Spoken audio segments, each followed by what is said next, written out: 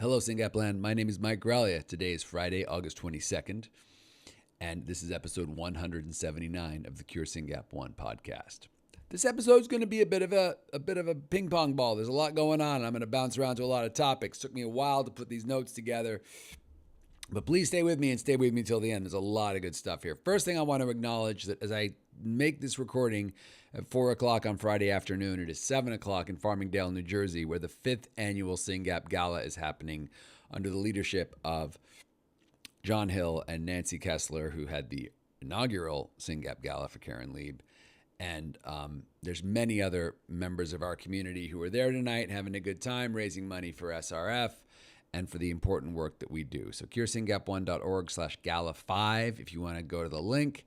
And probably by the time this gets out there, the auction will be closed. But awesome work, guys. Can't wait to hear about it. Can't wait to see the pictures.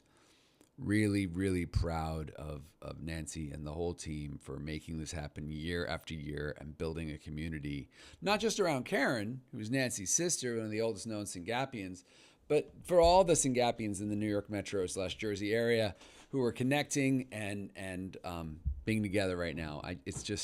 It's so good to have an event, and I'm really jealous at this point. I really want to have an event in the Bay Area next year, but I cannot do it alone. So there's a shout out to all the California families.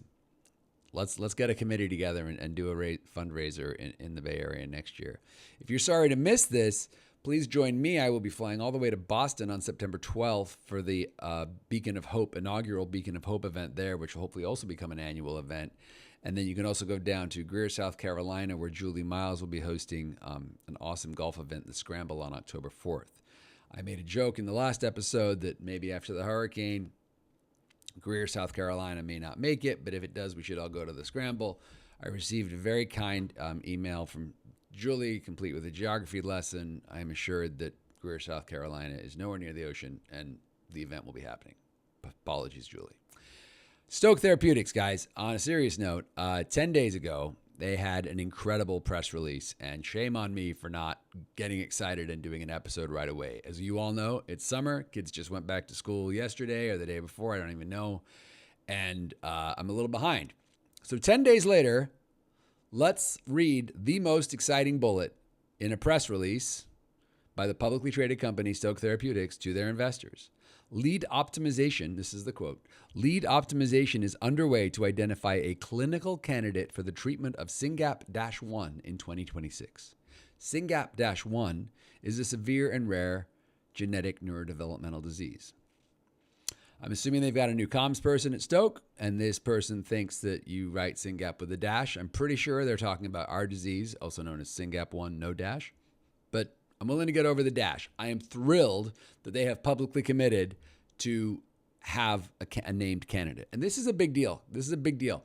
When a company says, we are working on, random collection of letters and numbers here, and this is our candidate for disease, whatever, that's a big commitment. That's a signal to the market that they're working on it and they're serious and they plan on bringing it to trials. So these are not words that were taken lightly when they were added to a public-facing press release by a publicly traded company. Links in the show notes. Read the press release.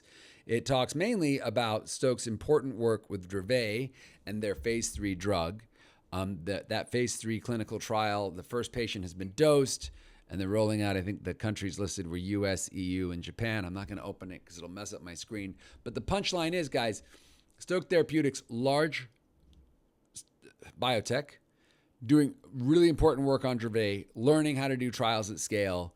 And next on their list in the brain is SynGAP. They're also doing an optical thing, but optical is so easy. Just the eyes right there, you just put the medicine in. I mean, the brain is where it's at. And I think the fact that Stoke is basically committing to have a candidate next year is a really good sign. It means that on top of the work Camp 4 is doing, we will soon have multiple biotechs working on SynGAP1. And that is exactly where you want to be. You want multiple companies talking about our disease and working together / competing to have clinical trials and have the best possible medicine. So this is huge news. And I'm thrilled, and massive congratulations to the exceptional team at Stoke. I was reading another article actually about Camp 4. It was with the Camp 4 head of manufacturing or something, I think. And links in the show notes. and it's talking about how Camp 4 is continuing to improve on their oligo manufacturing. And that's interesting. That should be interesting to you by itself, because we're all hoping that Camp 4 actually, who already has a named candidate, by the way, will be running clinical trials early next year. And the first phase 1-2 clinical trials, guys, there's going to be like a handful of people in those. But after phase 1-2 comes phase 3, and those are big. So really exciting and interesting to read about how Camp 4 is kind of pushing the limits, or part of the cutting edge of oligo manufacturing. But there's also a quote in that article that struck me. It says, we have just over 20 approved oligos and siRNAs today. Just over 20 FDA approved oligos and siRNAs today in the market. That's not a lot, right? It's enough that we're not guinea pigs. Like, we know what we're doing, and we're at the point now where we're reading articles about how they're improving manufacturing and scaling. But we're still really in the early days of this, and that is exciting because it tells you that the work we are doing at SRF matters and is having an impact, because there's a lot of diseases that are desperate to have companies naming assets and working on them. And we are one of them. And that is in part because of just dumb luck. We are terribly unlucky to have this horrible disease, but we are fortunate that it is so bad that, and genetically speaking, pretty clean as a haploinsufficiency, that companies are comfortable investing in it. So it's part dumb luck. I'm always going to acknowledge that, because it's better to be lucky than good. And we have worked really hard. And as a community, we have come together. We've raised real money. We've done smart things. And that has helped give industry the confidence to work on our gene. So let's hope that by the time someone's saying there's just over 30 oligos and siRNAs, SynGAP is on that list. Who knows? Who knows? Let's see. I also want to get a personal reflection. A few weeks ago now, I got a phone call from Monica. Now, if you were at the conference last year, remember we had a conference with SLC6A1 led by Amber Freed, SynGAP Research Fund, which is us, and GABA A, which is led by Monica. And she called me up about a month ago and said, "Hey, can you come to LA tomorrow?" And I was like, "No, I'm not planning on going to LA." She's like, "No, I want you to come. I want you to be at this thing." And I was like, "Okay, I'll go. I'll come down to LA." And the thing was, she had developed a medicine with a company called Grann Therapeutics, and they were dosing her daughter the next day. And based on the time that we had spent together, she gave me the great honor of inviting me to be in the room with a bunch of other family friends and whatever, when her daughter received this medicine that was made just for her, basically. That's not true. It was made for her disease, Rett. And it was really novel. It was LNP delivery of RNA. I'm going to butcher it. Read the press release in the notes. It was a novel medicine, and it was going into Eleanor, and I got to be in the room, and it was real, guys. It was real. Like everything Monica does, it was a class act. It was well thought out. All the players were top shelf.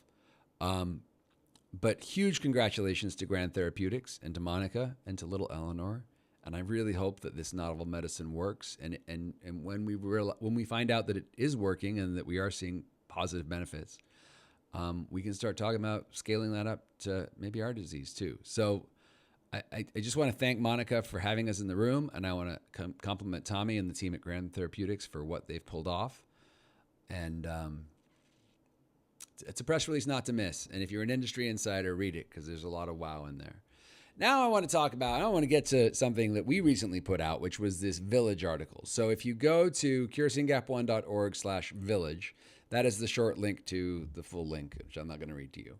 And basically, this is an article, and I'm sure Ed was involved in this, where we talk about how extended family can provide vital support for SynGAP families. And I really want to talk about this. First of all, we talk in this article is John Hill.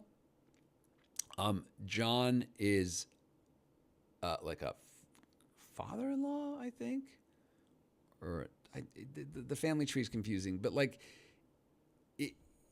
it's not his kid. It's like a whole generation down. And then in Mississippi, Nathan's grandparents are there helping Nathan. Miller Miles of the aforementioned, whose mom is Julie Miles, Terry Eswin is his grandmother, and she's all in with the family and helping. And then, of course, Ed is helping so much with Cole, and both by being an amazing grandpa and giving his daughter a break every now and then, but also through all the incredible work he does with SRF Comms. I mean, his contribution is invaluable, and I can't understate it. And then what the end of this article says is, emotional support, be their anchor. Practical assistant, lend a helping hand. 3, financial contributions. If you can help them, help them. This is an expensive life. Volunteering, get involved with SRF, host a fundraiser, come to the conference. Everyone should come to the conference, by the way. And advocacy, be their champion, learn about this disease, help them with the discussions with schools and AIDS and ABA and the police and elopement and all the things.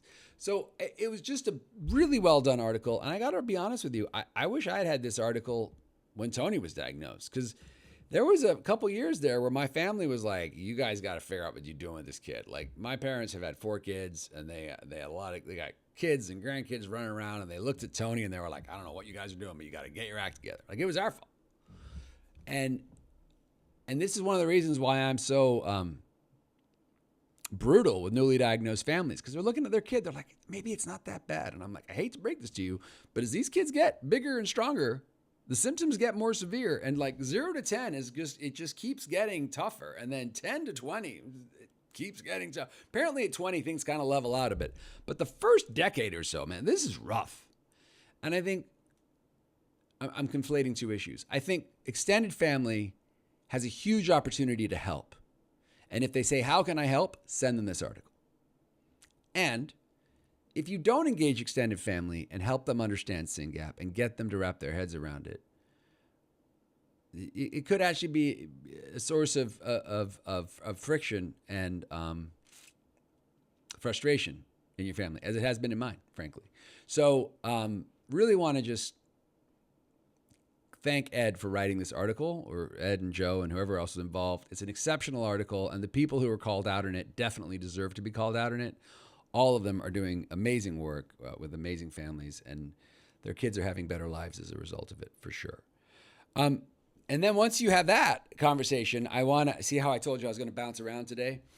A fun thing to talk about is brain donation, right? So hopefully our kids will all outlive us. That's the plan. But you never know. And maybe it's not our kids. Maybe it's our sibling. Like, I'm thinking about Nancy and Karen right now. If from natural causes or unnatural causes or pneumonia or all sorts of terrible things we don't even need to name, your SynGAPian passes, I know it's not like going to be top of mind, which is why I'm bringing it up now, but you have an opportunity to donate their brain to science. And there's an organization that we have vetted and that we work with called Autism BrainNet. They are top shelf. They are part of the Simons Foundation. They do everything really exceptionally well. They are active in Europe. They are active in Canada. They are active in the US. And there's an 800 number there where you can register with them. And basically, you get all the silly paperwork out of the way so that, God forbid, your loved one with SynGAP passes, you can just call them and be like, hey, I want you guys to come and get this brain. And they will move crazy fast, like crazy fast. Because these brains, they don't keep well. Why would we do that, Mike? Why are you talking to us about our loved ones dying and getting their brains? Well, we learn a lot from their brains. Example, and this is why I brought this up right now. There's a paper I share the link to by Dr. Andrade. You've heard Andrade's name before because we are funding her to do work on adults with SynGAP. So she is she is by far the global leading expert on NDDs in adults, right? Everyone studies the heck out of the kids and the 2 to 5s and whatever, but all these kids are going to grow up into adults, and then we know precious little about them. So we've raised money and we've funded Dr. Andrade to study adults and make sure the adult doctors have a clue what they're dealing with. But in addition to that, she works a lot on a few other diseases, especially Dravet. Everyone starts with Dravet. And so there's this paper she wrote about a 55-year-old with Dravet who passed, and they analyzed her brain, and they were like, wow, this is some stuff in here that tells us maybe what's going on in adults with Dravet. And I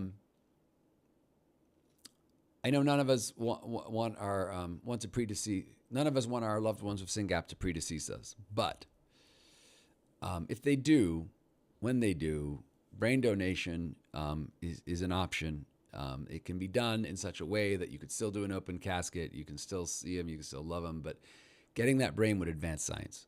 And it would be a horrible time to fill out paperwork. So if you understand the benefit of sharing the brain with science and you're willing to consider it, autismbrainnet.org. Check out that paper by Dr. Andrade. And just read it. It's short. It's a pretty short paper, but the insights and the takeaways are really important, and it tells us that there's a lot more to learn about our loved ones with these crazy diseases. I want to also back to SRF. I want to compliment Jackie Canseer. SRF was a signatory to a letter along with CHOP and Wistar and other Philly area research institutions to legislators to fight the cuts to the NIH. Of course, the NIH cuts translate directly to these institutions we work with. CHOP is a huge institution. It does an incredible amount of work, and part of that is with NIH funding. So the letter, share the link in the show notes. You can read it if you're curious about this topic. The Philly Inquirer picked up the story and wrote about it. I think there's a paywall, but share that link in the show notes too. Just showing you that SRF, we're functioning on all levels here, guys. We're trying to support parents. We're having fundraisers. We're engaging with industry, and we're joining our important academic collaborators to fight for continued funding and continued science leadership in the U.S., frankly.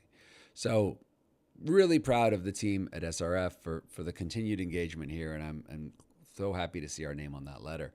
I talked in the last episode 178, about elopement. And if you have not watched episode 178, if you're new to this party, please go check out episode 178. It really resonated with people.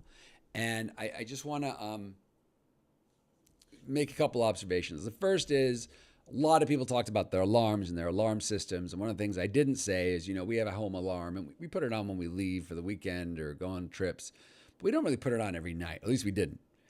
And after this Tony elopement thing, that sucker is on, baby, every night. And if Tony were to elope, and he hasn't done it since, by the way, we would all wake up pretty quick, and we would know that an external door had been opened. So that's one thing to do. We also put that annoying chime on, so every time anyone ever opens the door, ding, ding, and you're like, oh my gosh.